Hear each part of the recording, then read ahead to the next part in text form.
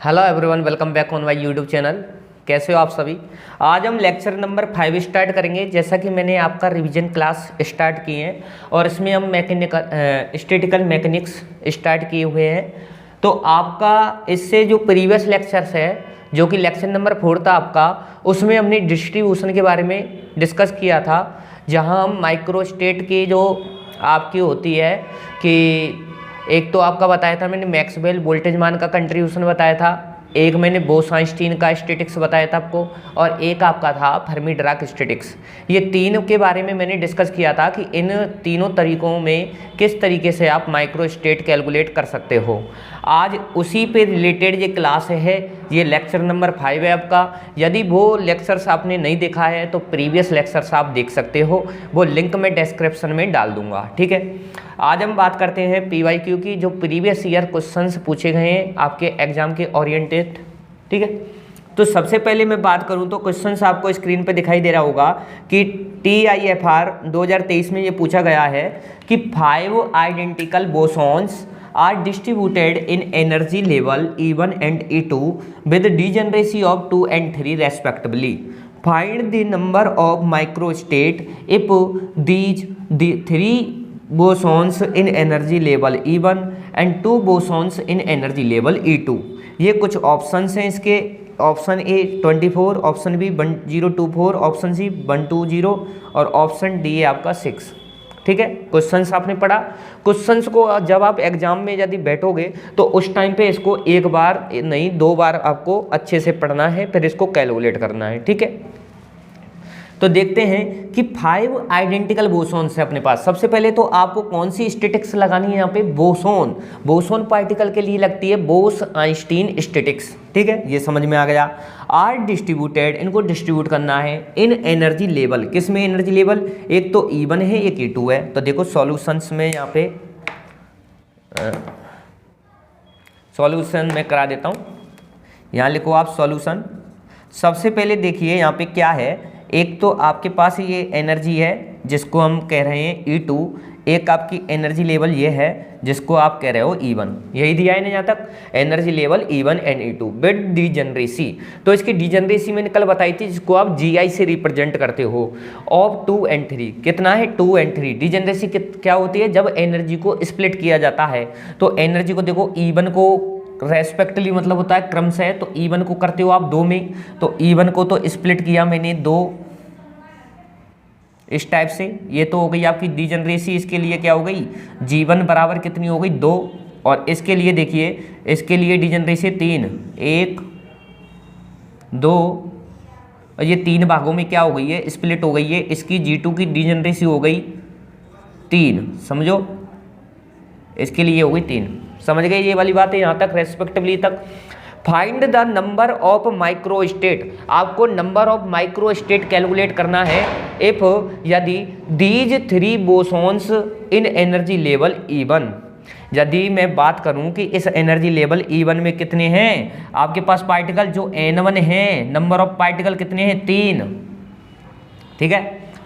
And 2 bosons, 2 bosons particle किसमें है, इन energy level E2 में। तो यहाँ पर N2 आ जाएगा। N2 कितना है, N2 कितना है आपके पास 2, ठीक है। अब आपके पास सब कुछ है, देखो N1 भी है आपके पास, N2 है, नंबर ऑफ पार्टिकल है आपके पास, नंबर ऑफ क्या है, स्टेट भी है आपके पास, G1 G2 ये आपको दे रखी है, ठीक है। तो डिजेनरेसी आपको दे रखी है ना, तो आप यहाँ से क्या कर सकते हो, अब कैलकुलेट कर सकते हो किसके लिए है।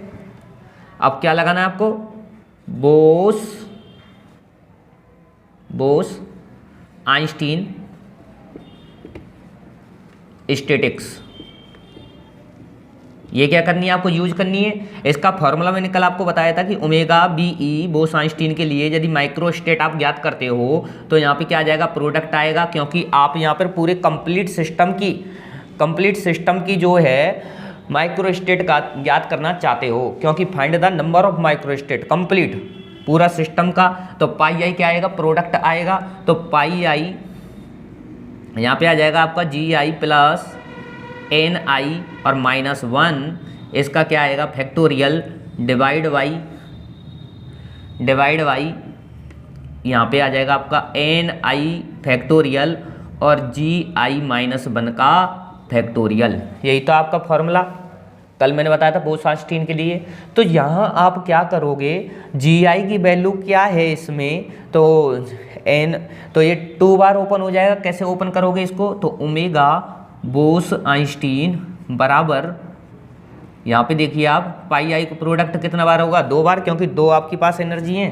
तो यहाँ पे देखो G1 प्लस N1 माइनस 1 और क्या आएगा factorial divide by N1 factorial G1 minus 1 का फैक्टोरियल प्लस यहाँ पे आ जाएगा, सॉरी क्रॉस होगा, गुणा होगा ना, मल्टीपल प्रोडक्ट है, तो यहाँ पर आ जाएगा G2 प्लस N2 माइनस 1 का factorial divide by N2 factorial और G2 माइनस 1 का फैक्टोरियल। कर दोगे यहाँ तक।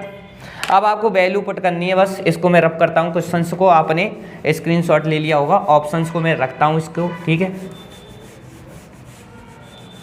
तो नेक्स्ट आप देखो यहाँ पे, तो क्या मिला आपको, ओमेगा बोस-आइंस्टीन के लिए बराबर है आपके पास G1 की वैल्यू देखो 2, N1 की वैल्यू 3 माइनस का 1 फैक्टोरियल डिवाइड बाई कितना है N1 फैक्टोरियल कितना है 3 फैक्टोरियल, G1 कितना है आपके पास 2, 2 में से 1 गया तो 2 माइनस 1 का फैक्टोरियल मल्टीपल किसका होगा G2 कितना है आपके पास 3, N2 कितना है 2 और माइनस 1 फैक्टोरियल डिवाइड बाई ये कितना आएगा आपके पास 2 फैक्टोरियल N2 और 3 में से गया 1 और फैक्टोरियल। ये आपको सॉल्व करना है। तो ओमेगा बोस-आइंस्टीन बराबर यहाँ कितना आएगा 3 और 2 5, 5 में से 1 गया तो 4 फैक्टोरियल डिवाइड बाई 3 फैक्टोरियल, यहाँ से आ जाएगा ये 1 फैक्टोरियल, ठीक है, मल्टीपल यहाँ पर देखो 3 और 2 5, 5 में से 1 गया तो 4 फैक्टोरियल,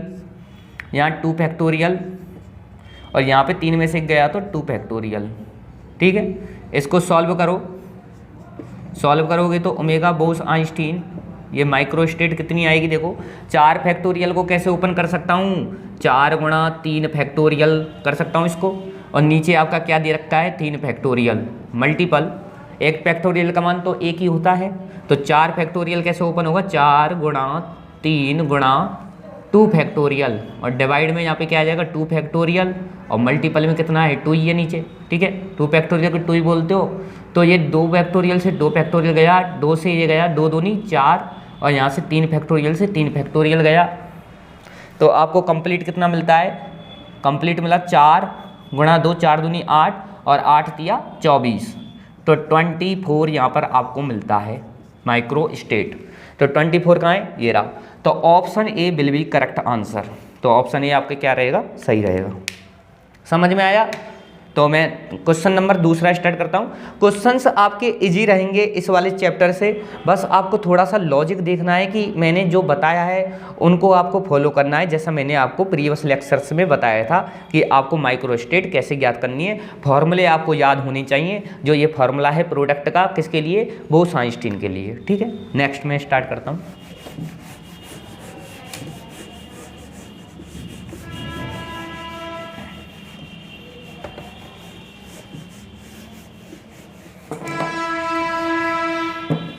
नेक्स्ट बात करते हैं, क्वेश्चन नंबर सेकंड है आपका, क्वेश्चन नंबर सेकंड है आपका,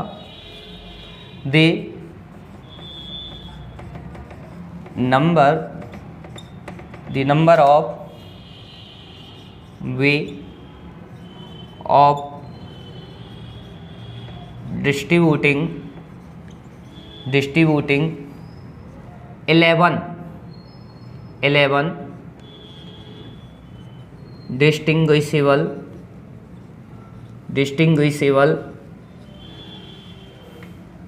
bosons in 3 different energy level is। Option दिए हैं आपको, ऑप्शन ए 3 की पावर दिया है आपको 11, ऑप्शन बी 11 की पावर 3, ऑप्शन सी आपको दिया है 13 का फैक्टोरियल डिवाइड बाई 2 फैक्टोरियल और 11 का दिया है फैक्टोरियल, ठीक है, 11 का फैक्टोरियल। डी ऑप्शन दिया है आपको 11 का फैक्टोरियल अपॉन में 3 फैक्टोरियल और 8 फैक्टोरियल, ये आपको ऑप्शन दिए हैं। सबसे पहले मैंने बताया था आपको क्वेश्चन आपका ये है CSIR नेट 2018, ये 2018 में पूछा गया है। तो यहाँ पे आप देखो कि the number of way distributing करने का जो तरीका है वो 11 क्या है आपके पास पार्टिकल हैं, कैसे हैं वो डिस्टिंग्विशेबल हैं, जिनमें कि आप क्या कर सकते हो भेद कर सकते हो, मतलब डिफरेंस कर सकते हो कि अलग अलग पार्टिकल्स जैसे कि ABCDEFG ऐसे आपके पास 11 पार्टिकल्स हैं, बोसॉन्स हैं इन 3 डिफरेंट एनर्जी लेवल। इनको क्या करना है 3 डिफरेंट एनर्जी लेवल में हमको देखना है। और पार्टिकल कैसा आपके पास बोसॉन्स। बोसॉन के लिए मैंने बताया था आपको कौन सा यूज करोगे बोस आइंस्टीन स्टैटिक्स। तो यहाँ पे लिख लो कि यूजिंग ये solution using Bose Einstein statics. तो फॉर्मूला क्या था आपका बोस आइंस्टीन के लिए ओमेगा BE बराबर पाई आई तो लिखूंगा नहीं क्योंकि यहाँ पे सिंपल दिया है आपको, ठीक है। अब हम प्रोडक्ट क्यों यूज नहीं करेंगे क्योंकि आपको सिंपल दिया है 11 डिस्टिंग्विशेबल क्या है बोसॉन से और 3 क्या है डिफरेंट एनर्जी लेवल। 3 क्या है आपके पास डिफरेंट एनर्जी लेवल है, ठीक है। तो यहाँ पे बोस आइंस्टीन के लिए क्या करोगे यहाँ देख लो आप Ni प्लस Gi माइनस 1 का फैक्टोरियल और डिवाइड में आप करोगे यहाँ पे Ni का फैक्टोरियल और Gi माइनस 1 का फैक्टोरियल, ये आपका फॉर्मूला है। जब यहाँ पे क्या है ये वाला फॉर्मूला तो आप लगाओगे। अब देखो एनर्जी लेवल की बात करता हूँ तो एनर्जी लेवल यहाँ पे देख लो आप 1 एनर्जी लेवल, ये 2 एनर्जी लेवल, ये 3 एनर्जी लेवल। यहाँ पे मैं बात करता हूँ E1 है जैसे कि यहाँ पे आपका E2 है और यहाँ पर आपका E3 है। 3 एनर्जी डिफरेंट एनर्जी लेवल है, तीनों अलग अलग है, ठीक है। एन क्या दिया है आपका नंबर ऑफ पार्टिकल दिए हैं आपको 11 जो कि कैसे हैं डिस्टिंग्विशेबल है। और आपके पास क्या दिया है सॉरी बोसॉन्स के लिए इंडिस्टिंग्विशेबल है। ये आप सही करो इसको, यहाँ पे क्वेश्चन में थोड़ी सी प्रॉब्लम है, ठीक है। ये इसको चेंज कीजिए, यहाँ पे है 11 इनडिस्टिंग्विशेबल क्योंकि कल मैंने कराया था आपको बोसॉन का तो वहाँ पे पार्टिकल कैसे होते हैं इनडिस्टिंग्विशेबल होते हैं जब भी आप बोसॉन्स यहाँ पर यूज करते हो, ठीक है। तो n बराबर क्या है आपका 11 और जो आपका G है G कितना है आपके पास 3, ठीक है। तो n 11 और 3 ये रखना है इसमें तो रख दो यहाँ पे ओमेगा बोस आइंस्टीन बराबर कितना हो गया 11 प्लस 3 माइनस 1 का फैक्टोरियल डिवाइड बाई यहाँ पर हो जाएगा आपका 11 का फैक्टोरियल और 3 में से 1 गया आपका और इसका फैक्टोरियल दिखाई दे रहा है ना यहाँ तक। तो ये क्या बचेगा आपके पास देखो 11 और 3 14 में से 1 गया तो 13 फैक्टोरियल तो ये बच गया अपॉन ये क्या बचेगा 11 फैक्टोरियल और यहाँ पे क्या बचेगा 2 फैक्टोरियल। ये दिया है क्या ऑप्शन में ये रहा 13 फैक्टोरियल अपॉन 2 फैक्टोरियल और 11 फैक्टोरियल, यही आपका आंसर रहेगा। तो ऑप्शन सी आपका करेक्ट रहेगा। आपको डायरेक्ट करना है, ठीक है। और या आप वैसे भी कर सकते हो स्टेट बना के भी कर सकते हो अलग अलग, उसमें तो काम लेंथी हो जाएगा क्योंकि 11 पार्टिकल मैंने 3 पार्टिकल का बताया था। 11 पार्टिकल को इंडिस्टिंग्विशेबल है आपको 11 पार्टिकल को इन 3 एनर्जी लेवल पे आपको क्या करना है डिस्ट्रीब्यूट करना है। तो ये तो काम लंबा हो गया, तो इसको यूज करो आप फॉर्मूले को और आसानी से Ni और Gi की वैल्यू आपको पता है। नंबर ऑफ पार्टिकल 11 है, 3 डिफरेंट एनर्जी लेवल है, मतलब डीजनरेसी कितनी है 3 है। तो G भी ये नंबर ऑफ स्टेट भी पता है आपको, तो ये करके आप कर सकते हो आराम से, ठीक है। ये आपका CSIR नेट 2018 में पूछा गया था। नेक्स्ट मैं बात करूँ अगला आपका क्वेश्चन, कोई दिक्कत कोई परेशानी है? देखो आराम से पढ़ो, कोई दिक्कत नहीं है, समझ में आएगा। यदि आपने प्रीवियस लेक्चर देखा है तो ये लेक्चर्स आपको आसानी से समझ में आएगा, और यदि आपने वो लेक्चर नहीं देखा है प्रीवियस तो ये कुछ भी समझ में नहीं आएगा। पहले ही बता देता हूँ ये वाली बात, ठीक है। नेक्स्ट आप क्वेश्चन नंबर 3 की हम बात करते हैं। 3 हमारा क्वेश्चन है the number of way in which an identical bosons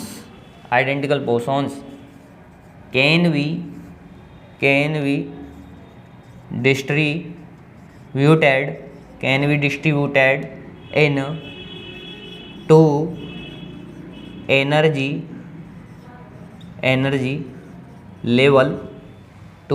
level is option से आपके पास ऑप्शन ए आपके पास है n+1, ऑप्शन बी आपके पास है n कोष्टक n-1 divide by 2, option C आपके पास है n कोष्टक n+1 डिवाइड बाई आपके पास है 2, ऑप्शन डी आपके पास है कैपिटल N।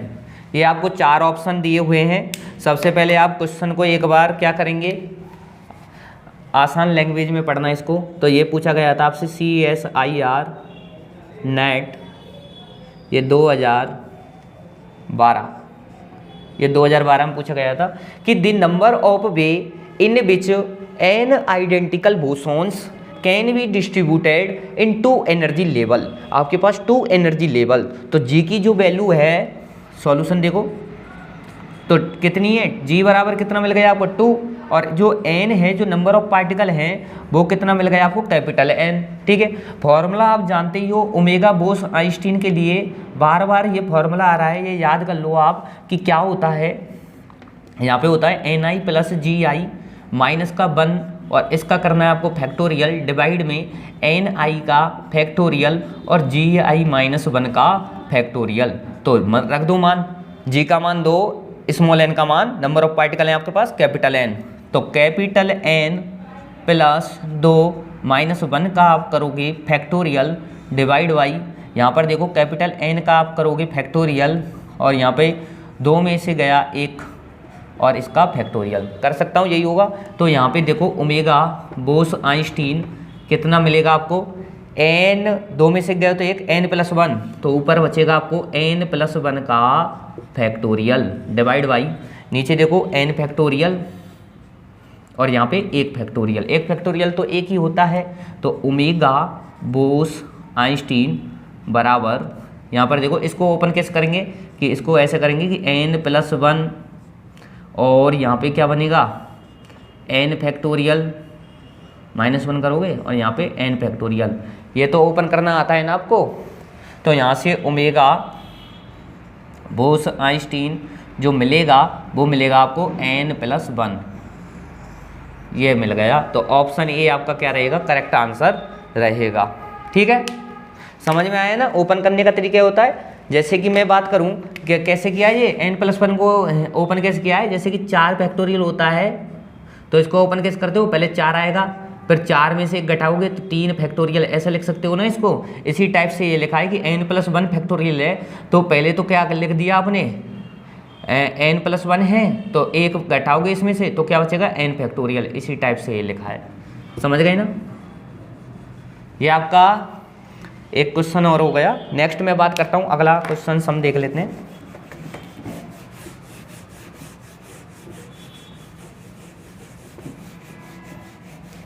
सिंपल क्वेश्चन आते हैं, ठीक है।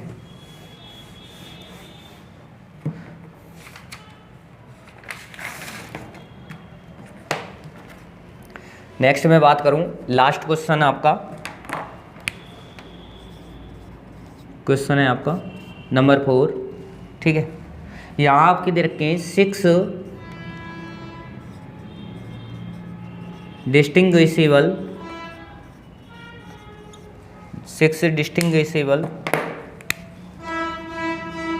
particles are distributed over 3 non-degenerate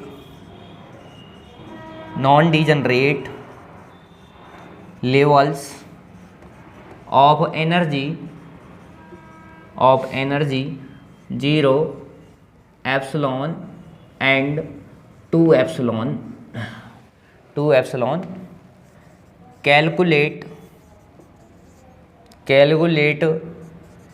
the number of micro state of the system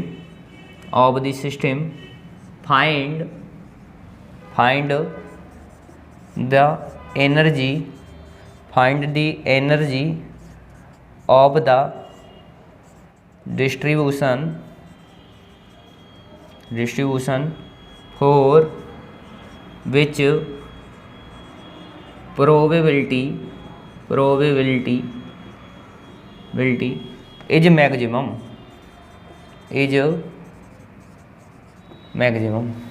ये आपका एक क्वेश्चन है कि आपके पास एक ये क्वेश्चन है, इसमें है 6 डिस्टिंग्विशेबल जिनमें कि आप भेद कर सकते हो, बता सकते हो कि पार्टिकल कौन सा है, ये कौन सा पार्टिकल है। पार्टिकल्स आर डिस्ट्रीब्यूट, उनको डिस्ट्रीब्यूट किया गया है ओवर 3 नॉन डिजनरेट लेवल। मतलब ये जो लेवल हैं, जैसे कि मैं यहाँ पे सॉल्यूशन आपको यहाँ पे लिख देता हूँ।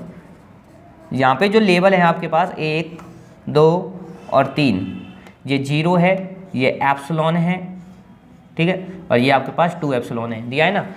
नॉन डिजनरेट लेवल मतलब ये डिजनरेट नहीं हो रहे, आगे जाके ये स्प्लिट नहीं हो रहे हैं। लेवल ऑफ एनर्जी, जिनकी एनर्जी कितनी है, 0 है, एप्सिलॉन है और 2 एप्सिलॉन है। कैलकुलेट क्या करना है, calculate the number of microstate आपको बतानी है ऑफ द सिस्टम, पूरे कंप्लीट सिस्टम की आपको बतानी है, कोई पार्टिकल की नहीं बतानी है, पर्टिकुलर लेवल की नहीं बतानी है, पूरे कंप्लीट सिस्टम की आपको बतानी है। Find the energy of the distribution for which probability is maximum, उसकी प्रोबेबिलिटी भी आपको बतानी है जिसके लिए इनकी क्या है, इनकी आपकी जो एनर्जी का जो डिस्ट्रीब्यूशन हो रहा है वो मैक्सिमम रहे, उसके लिए प्रोबेबिलिटी कैसी रहे, मैक्सिमम रहे।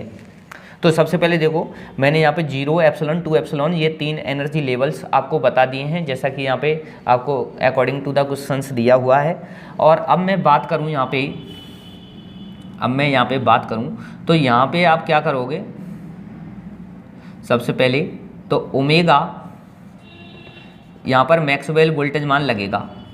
कौन सा लगेगा यहाँ पे, मैक्सवेल वोल्टेज मान, क्योंकि यहाँ पे कैसे पार्टिकल हैं, डिस्टिंग्विशेबल पार्टिकल हैं। और जब पार्टिकल कैसा होता है, आइडेंटिकल होता है, और पार्टिकल कैसा होता है, डिस्टिंग्विशेबल होता है, तो हम मैक्सवेल वोल्टेज मान को यूज करते हैं, क्योंकि डिजनरेसी क्या है यहाँ पे 0 है, तो स्पिन विदाउट स्पिन पार्टिकल्स है तो कोई मतलब ही नहीं है वहाँ पे, ठीक है। तो मैक्सवेल वोल्टेज मान के लिए डायरेक्ट फॉर्मूला बताया था कि GI की पावर क्या करोगे आप, NI करोगे, ठीक है, यही तो थी। तो G यहाँ पे I कितनी दे रखी है, 3 दे रखी है, 0 एप्सिलॉन 2 एप्सिलॉन, और आपके पास जो यहाँ पे NI है, नंबर ऑफ पार्टिकल्स हैं वो कितने हैं, 6 हैं। तो ओमेगा यहाँ से मैक्सवेल वोल्टेज मान के लिए जो माइक्रो स्टेट है कैसे ज्ञात करोगे, GI 3 की पावर कितनी आएगी आपके पास, 6। इसको करो हल करोगे तो ये कितना बनेगा, ओमेगा मैक्सवेल वोल्टेज मान के लिए ये बन जाएगा 729 729, ठीक है। ये तो आ गई आपकी क्या, ये पहला हो गया। Calculate the number of microstate of the system, यहाँ तक आपका कंप्लीट हुआ, 729 कर दिया ना। उसके बाद देखो, उसके बाद एक होती है थर्मोडाइनमिकल प्रोबेबिलिटी, जिसको आप W कहते हो, W कह लो या ओमेगा कह लो इसको। ये होता है आपका n फैक्टोरियल, ये याद रखना हमेशा। यहाँ पर आपके number of particle n1 factorial, n2 factorial और क्या बनेगा n3 फैक्टोरियल। ये फार्मूला कब यूज करना है आपको, डॉट डॉट डॉट डॉट ऐसा ये चलेगा। तो ये आपको कब यूज करना है, जब आपके पास क्या है, डिजनरेसी की कोई यहाँ पे वैलिडेशन नहीं है, कि आपको नॉन डिजनरेट दिया हो तो आप ऐसे भी कैलकुलेट कर सकते हो। इसको आप बोलते हो, इसको मैं रिप्रेजेंट करता हूँ, इसको बोलते हो आप थर्मोडाइनमिकल प्रोबेबिलिटी। क्या बोलते हो इसको, प्रोबेबिलिटी, ठीक है। ये थर्मोडाइनमिकल प्रोबेबिलिटी मैक्सिमम होनी चाहिए, ये मैक्सिमम होनी चाहिए। क्वेश्चंस में आपको देता है कि the energy of the distribution for which, जिसके लिए प्रोबेबिलिटी कैसी है, इज मैक्सिमम। तो थर्मोडाइनमिकल प्रोबेबिलिटी आपकी कैसी होनी चाहिए, ये मैक्सिमम होनी चाहिए। और ये मैक्सिमम कब होगी आपको पता है, ये डिनोमिनेटर है यहाँ पे n1 n2 n3 number of particles है, तो ये अलग अलग जो पार्टिकल ये यहाँ पे क्या होने चाहिए, मिनिमम होने चाहिए, जब तो आप ये मैक्सिमम होंगे, जब तो आपके पास ये क्या होगा, मिनिमम होगा, ठीक है। तो देखो थर्मोडायनेमिकल प्रोबेबिलिटी कैसी होनी चाहिए, मैक्सिमम। तो इसके लिए ये N1 N2 N3 का जो यहाँ पे मल्टीपल चल रहा है वो कैसा होना चाहिए, मिनिमम। तो यहाँ पे आप कह सकते हो कि four W is maximum, W is maximum मतलब ये अधिकतम होगा। तो सो N1 फैक्टोरियल N2 फैक्टोरियल और क्या है आपका N3 फैक्टोरियल, ये कैसा रहेगा आपका, ये आपका रहेगा मिनिमम। ये कैसा रहेगा आपका, ये आपका रहेगा मिनिमम रहेगा।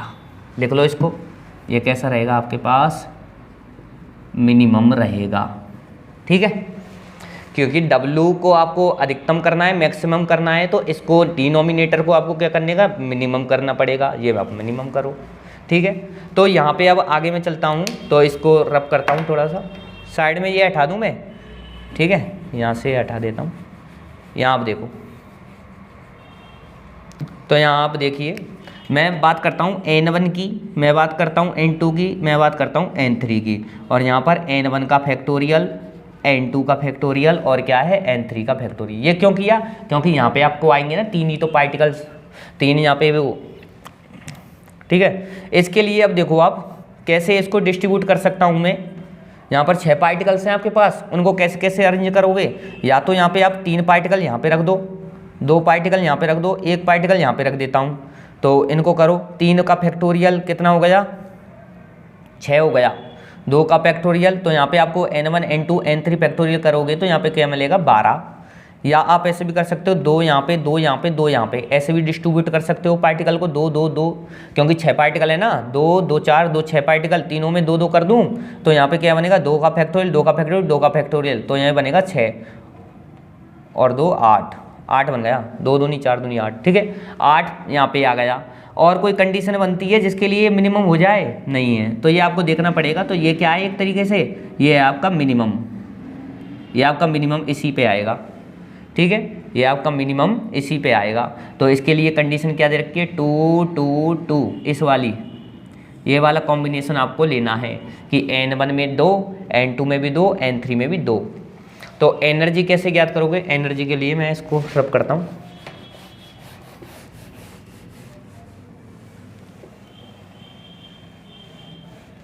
तो एनर्जी के लिए देख लो आप, तो एनर्जी कैसे लगोगे, ये 3 स्टेट है आपकी, यहाँ पर 0 है, यहाँ पर एप्सिलॉन है, यहाँ पर 2 एप्सिलॉन था। ठीक है, अब मैं यहाँ पे पार्टिकल को करता हूँ फिल, यहाँ पे भी मैं 2 पार्टिकल दे देता हूँ, 2 पार्टिकल यहाँ पे आ गए, 2 पार्टिकल इसमें और 2 पार्टिकल इसमें, ऐसा ही तो दिया है 2 2 2, N1 में 2, N2 में 2, N3 में 2। तो ये कर दिया, तो यहाँ पे आपको क्या मिलेगा, आप देखो एनर्जी क्या मिलेगी, 0, 2 पार्टिकल हैं, 2 मल्टीप्लाई विद 0, ठीक है, प्लस 2 मल्टीप्लाई विद ये 2, और कितना है 2, और यहाँ पे एप्सिलॉन, और प्लस यहाँ पे क्या है 2, और यहाँ पर ये क्या है 2, तो यहाँ पे हो जाएगा 2 एप्सिलॉन। ठीक है, ये तो एनर्जी क्या आ गई आपके पास, ये तो 0 हो गया, ये आ गया 2 एप्सिलॉन और प्लस में यहाँ पर 4 एप्सिलॉन, तो बराबर बनेगा आपका 6 एप्सिलॉन। तो एनर्जी आपके पास क्या मिलेगी आपको, 6 एप्सिलॉन।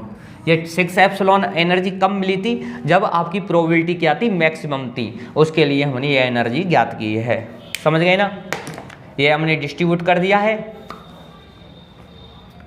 कर सकते हो, ये आसान था। सबसे पहले मैक्सवेल वोल्टेज मान से हमने क्या किया था, माइक्रोस्टेट ज्ञात कर ली, ये तो सिंपल ही था। उसके लिए W का एक फॉर्मूला होता है, ये आपको याद करना है कि n factorial upon N1 factorial, N2 factorial, N3 factorial, ऐसा कुछ होता है। तो थर्मोडायनेमिकल जो प्रोबेबिलिटी है वो मैक्सिमम कब होगी, जब ये डिनोमिनेटर में जो राशि है, ये क्वांटिटी है, ये आपकी कैसी हो जाए, मिनिमम हो जाए। ये मिनिमम कब हो सकती है, जब N1 N2 N3 ये 3 आपके पास लेवल हैं, तो इनमें आपको क्या करना है, पार्टिकल को डिस्ट्रीब्यूट करना है। 6 पार्टिकल हैं आपके पास, तो यहाँ पे 3 कर सकता हूँ, या 2 कर सकता हूँ, या 1 कर सकता हूँ, 12 मिलता है आपको ये सब फैक्टोरियल करने के बाद। उसके बाद यहाँ पर 2 2 2 पार्टिकल में ऐसा फिल करता हूँ तो आपको 8 मिलता है। तो इससे कम प्रोबेबिलिटी नहीं मिलेगी, जो इससे कम है जो इनकी, उसी पे ये क्या हो रहा है, मिनिमम हो रहा है। तो थर्मोडायनेमिकल प्रोबेबिलिटी इसके लिए क्या है, मैक्सिमम है 2 2 2 के लिए। तो एनर्जी का एक फॉर्मूला होता है, ये आप देख लेना कि 2, 0 प्लस ये किया है मैंने। एनर्जी कैसे निकालते हो आप, एनर्जी ऐसे ही तो निकालते हो, सही है। तो यहाँ पे एनर्जी क्या आ गई 6 एप्सिलॉन, क्योंकि यहाँ पे इससे मल्टीप्लाई भी तो होगा 0 से। एनर्जी कितनी है, 2 पार्टिकल, कितनी एनर्जी है 0, 2 पार्टिकल की एनर्जी कितनी है एप्सिलॉन, तो 2 पार्टिकल एनर्जी क्या है एप्सिलॉन, 2 पार्टिकल है एनर्जी कितनी है 2 एप्सिलॉन, ऐसा आपको दिया था और ये मैंने कंप्लीट किया, एनर्जी आ गई आपकी 6 एप्सिलॉन। तो आज का लेक्चर हम यहीं तक ही करेंगे, ठीक है। और नेक्स्ट ये हमने 4 प्रश्न आपके कराए हैं जो कि इंपॉर्टेंट है आपके एग्जाम के पॉइंट ऑफ व्यू से, आपको थोड़ा सा क्लियरिटी मिली होगी इन क्वेश्चंस के माध्यम से। तो नेक्स्ट वीडियो लेक्चर्स में हम और भी क्वेश्चंस जो पूछे गए हैं वो देख के आएंगे, ठीक है। तो आज के लिए इतना ही, नेक्स्ट लेक्चर हम बहुत जल्दी अपलोड कर देंगे। तो जय श्री कृष्ण, राधे राधे।